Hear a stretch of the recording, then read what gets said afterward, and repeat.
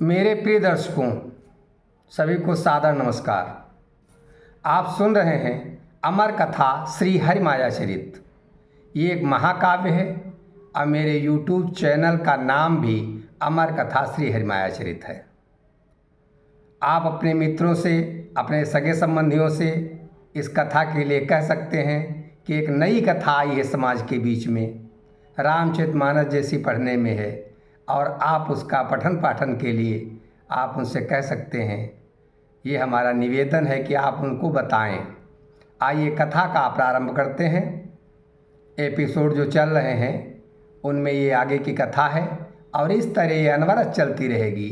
आइए राधा नाम का स्मरण कर लेते हैं। राधे राधे राधे राधे पुनि कहु राधे, मिटी है सब संकट भव बाधे। अमर कथा यह जनहितकारी, अमर कथा यह जनहितकारी। कलिमल ताप मिटावन हारी, राधे राधे पुनि कहु राधे। उदधि उदर बैठाय असुर, नाम पंच जन जाहि। ग्राह कियो सोई गुरु तनय, शंख रूप तन ताहि। कथा सुनाते हुए शंकर जी पार्वती जी से कहते हैं कि सागर भगवान से कह रहा है कि मेरे वास्तविक स्वरूप समुद्र में एक असुर बैठा हुआ है। वो शंख रूप में है और उसके हृदय में भी एक शंख है और उसका नाम है पांचजन्य। उसका शरीर शंख रूप में है और उसी ने आपके पुत्र को खा लिया है। ये बताया सागर ने भगवान श्री कृष्ण को। यहाँ तक आपने कथा सुनी थी। अस कही सागर चरण परि, गाहती मार्ग सूचि देत। पहुँचायो दो भ्रात को, शंखासुर के खेत।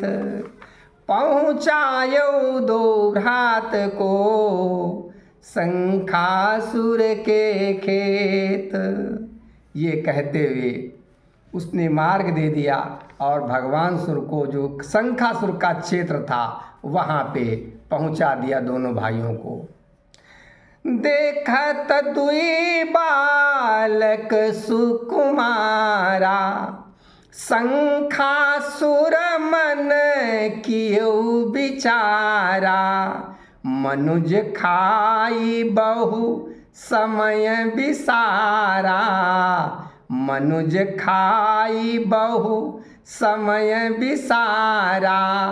आज मिलो पुनि मधुर आहारा, आज मिलो पुनि मधुर आहारा। दो सुंदर सुकुमार बालकों को देखकर वो शंखासुर अपने मन में विचार करने लगा कि अरे, मनुष्य को खाए हुए बहुत दिन बीत गए हैं, आज मुझे मधुर आहार मिल रहा है। ये शंखासुर विचार करने लगा। अस विचारी निज मुख फैलाई, प्रगति धुनि अतुलित बलदाई। ऐसा विचार कर उसने अपना बहुत बड़ा मुंह फैलाया, जिससे वहाँ बहुत बड़ी ध्वनि प्रकट हो गई। उदधि बीच बड़ी भंवरी बनाई, लपिटायो बलराम कन्हाई।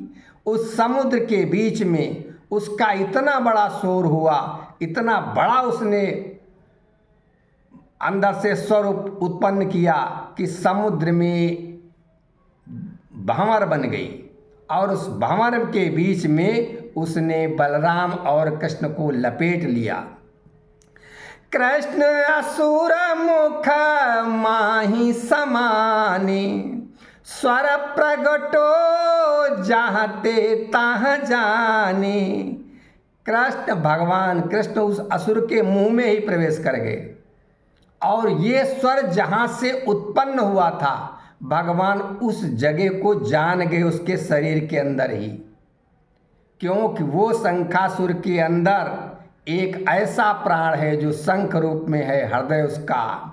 शंख परम सुंदर ही ताही और ताही नोचि हरि निज कर गाही। वो अत्यंत परम सुंदर शंख उसके हृदय में था। भगवान ने उसको नोच के अपने हाथों में ले लिया। अब खोवत शंख असुर कुलाना, खोवत शंख असुर कुलाना। देह तजत हरि को पहचाना, देह तजत हरि को पहचाना। जब उसका वो हृदय का शंख भगवान ने अपने हाथों में ले लिया तो उसके प्राण निकल गए, उस असुर के प्राण ही निकल गए और मरते समय उसने भगवान को पहचान लिया, क्योंकि उसको ब्रह्मा जी ने वरदान दिया था। स्मृति भई ब्रह्मा वरदाना, हृदय शंख गही है भगवाना। स्मृति भई ब्रह्मा वरदाना, हृदय शंख गई है भगवाना। उसको ये स्मृति आ गई कि ये तो ब्रह्मा जी ने मुझको वरदान दिया था। कितना अच्छा हुआ भगवान के हाथों मेरा हृदय रूपी शंख जा रहा है। यही पांचजन्य शंख है। भगवान ने जो गीता के प्रथम अध्याय में शंख बजाया है, महाभारत में वो यही शंख है, पांचजन्य शंख। वो भगवान को कहाँ से प्राप्त हुआ है मैं आपको बता रहा हूँ। बताते नहीं है कोई कहाँ से बांसुरी आई, कहाँ से शंख आया, कहाँ से मोरपंखी आई, कहाँ से वो अलग अलग चीज़ें भगवान की, सब कथा में उपलब्ध है। आप लोग सुनते जाइए। पांचजन्य सुचि शंख लई, सागर बाहर आई। मरम जनावन भ्रात को, मरम जनावहि भ्रात को। पावन शंख बजाई। पांचजन्य वो पवित्र शंख लेकर भगवान जी सागर के बाहर आए अपने भ्राता के साथ, और अपने भ्राता को अपना मर्म, अपना रहस्य बताने के लिए उन्होंने पवित्र शंख को बजाया।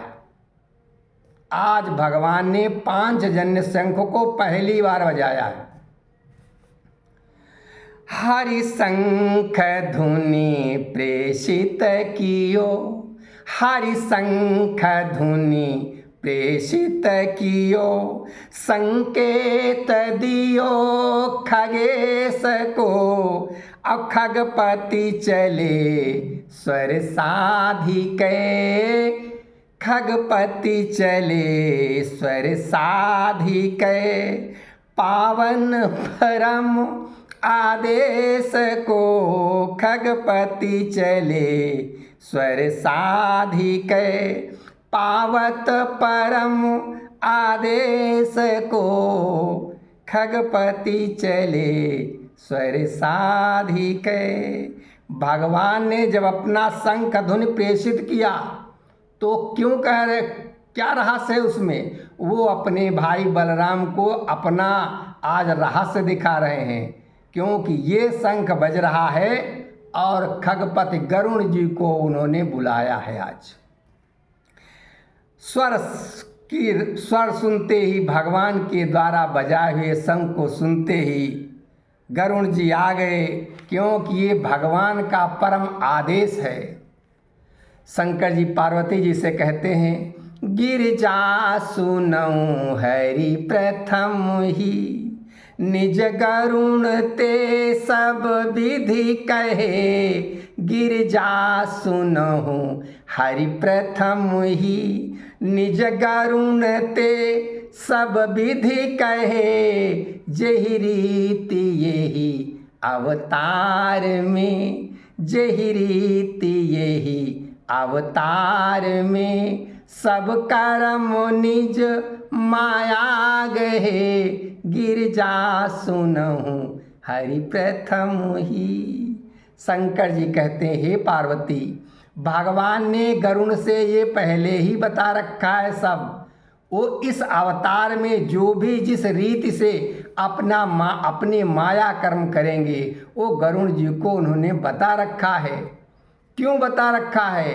कि पुनः संदेह न उपजे। जैसे गरुण को रामावतार में संदेह हो गया था कि राम तो नागफांस में बंधे हुए हैं, ये कैसे है, हमने छुड़ाया है, ये परम ब्रह्म परमेश्वर नहीं है। तब काकभुसुंड जी ने उनको कथा सुनाई थी। इसीलिए भगवान ने गरुण को सब कुछ पहले ही बता रखा है। संदेह पुनि उपजे नहीं, जो सुनहि काकभुसुंड ते, एहि काल ज्यों उद्धव तने, यही काल ज्यों उद्धव तने, अति ज्ञान पाए घमंड ते, गिरजा सुनहु।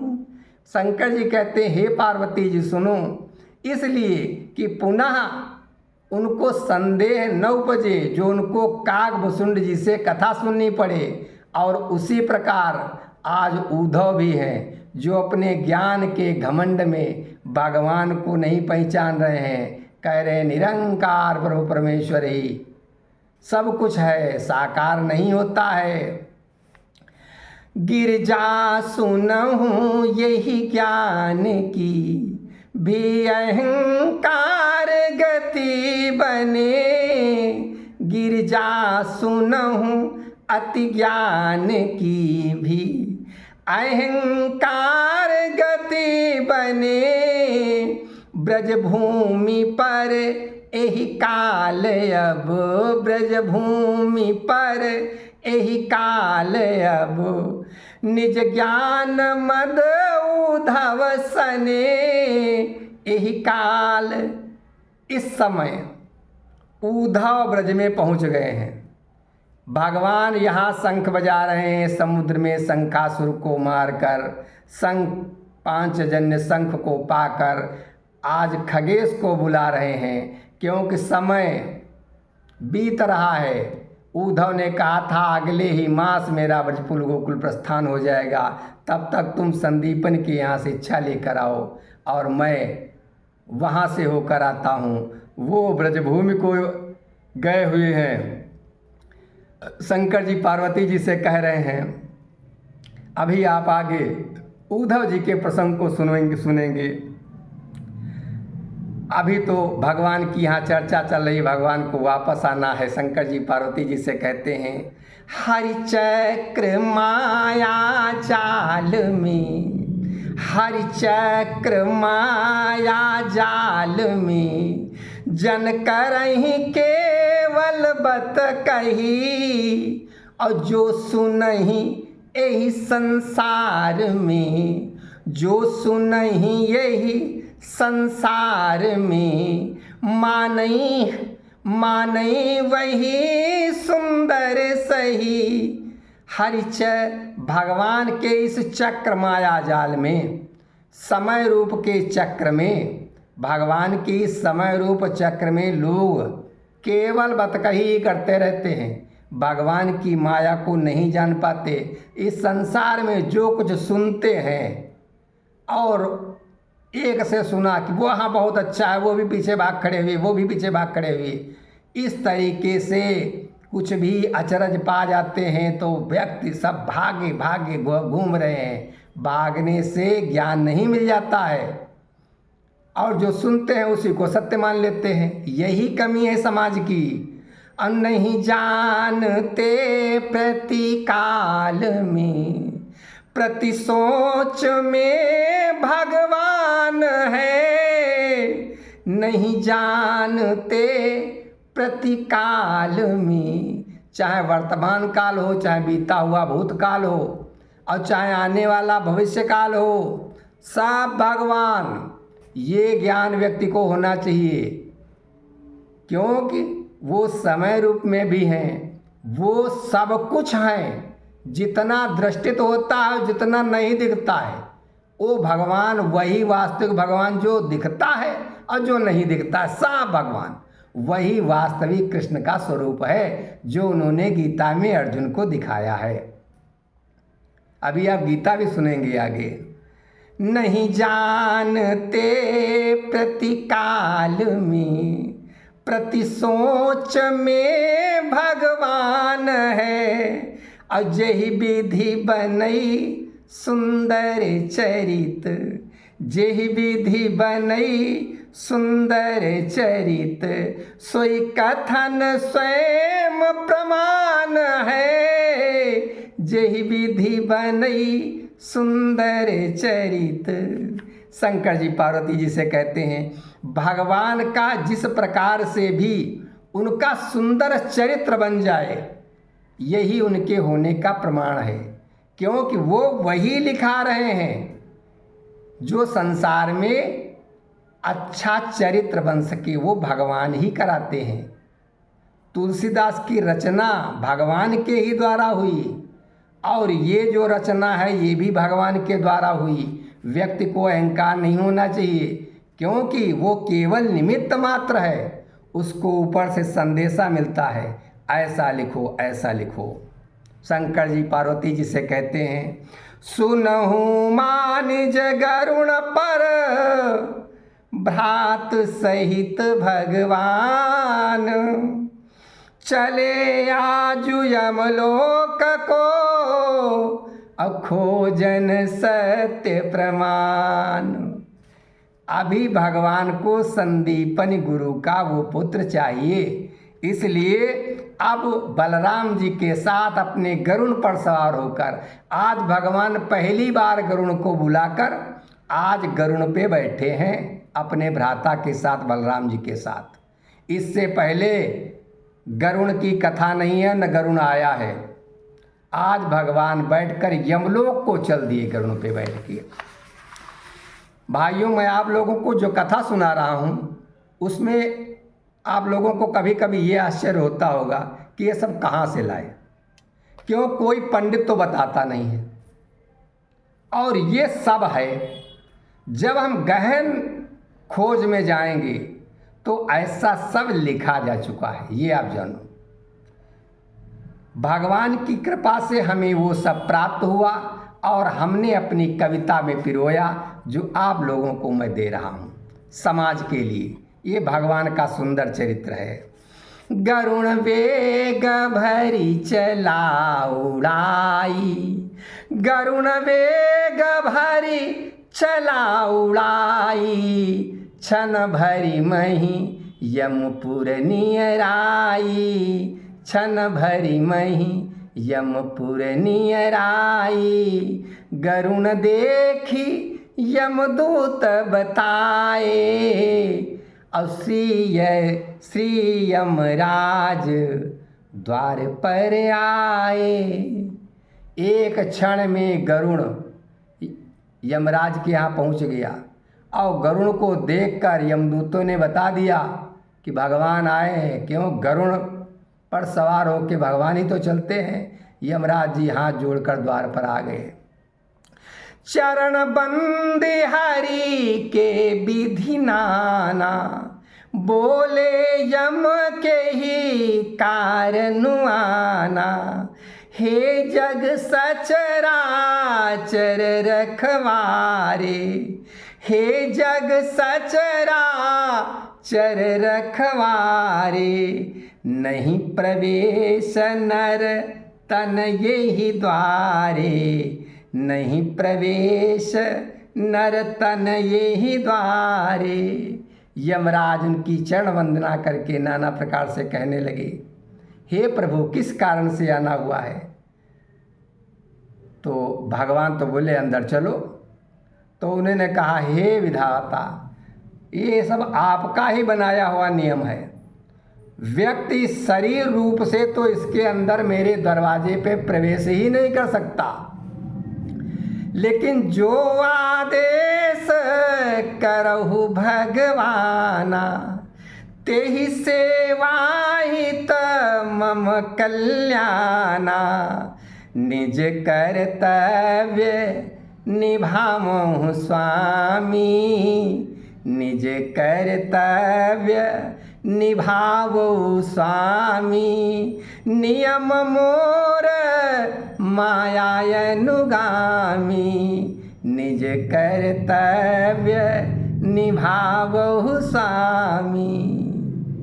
यमराज जी कहने लगे अब भगवान आप जैसा आदेश करें वैसी हम सेवा करेंगे, लेकिन माया के नियम के अनुसार आप इसमें प्रवेश नहीं कर सकते हैं, क्योंकि ये आपका ही बनाया हुआ नियम है। आप इस मनुष्य शरीर में कैसे प्रवेश कर सकते हैं? आपने देह धारण कर रखी है, आप नहीं प्रवेश कर सकते हैं। सुनि यम की ऐसे सुंदर वाणी, कृष्ण हंसे मोहनी मुस्कानी। यम की ऐसी सुंदर बात सुनते हुए कृष्ण जी हंसने लगे मोहनी मुस्कान में। अब प्रगट भये निज पावन रूपा, सुंदर शोभित विष्णु स्वरूपा। प्रगट भये निज पावन रूपा, सुंदर शोभित विष्णु स्वरूपा। आज भगवान विष्णु रूप में आ गए। उन्होंने अपना वो रूप किनारे कर दिया। वो श्याम सुंदर खड़े हैं और श्याम सुंदर से ही निकल कर विष्णु का स्वरूप खड़ा हुआ है। आज भगवान पहली बार, क्योंकि उन्होंने अर्जुन को भी अपना ये विष्णु का रूप दिखाया है, लेकिन पहली बार यहाँ यमराज जी को दिखा रहे हैं। आइए इसी के साथ कथा का विश्राम लेते हैं। राधे राधे पुनि कहु राधे, मिटी हैं सब संकट भव बाधे। अमर कथा यह जनहितकारी, कलिमल ताप मिटावन हारी। राधे राधे पुनि कहु राधे।